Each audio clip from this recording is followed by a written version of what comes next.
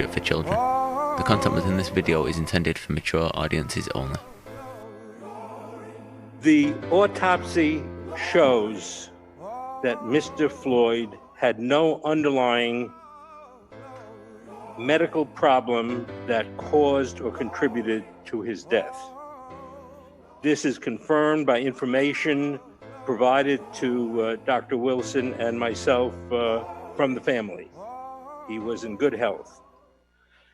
The compressive pressure of the neck and back are not seen at autopsy because the pressure has been released by the time the body comes to the medical examiner's office. It can only be seen, serious compressive pressure on the neck and back can only be seen while the pressure is being applied, or when, as in this instance, it is captured on video.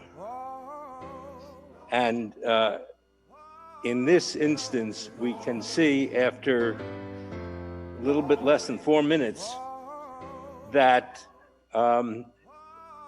Mr. Floyd is motionless, lifeless, and when the EMS arrived and put him on the stretcher without any CPR at that time,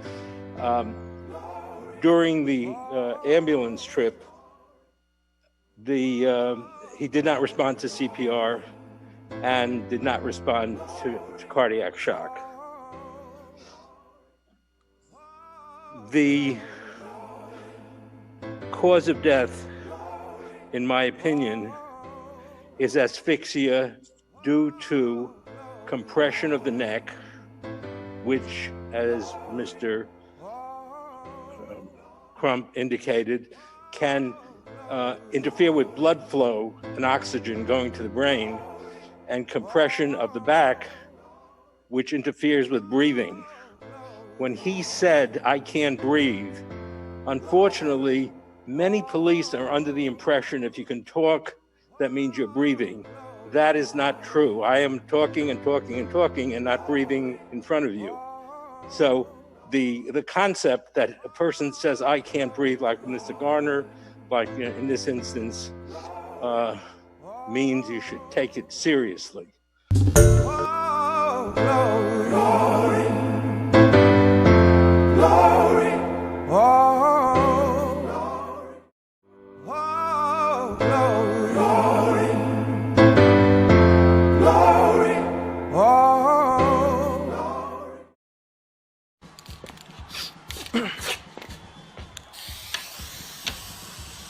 Hey man, what are you?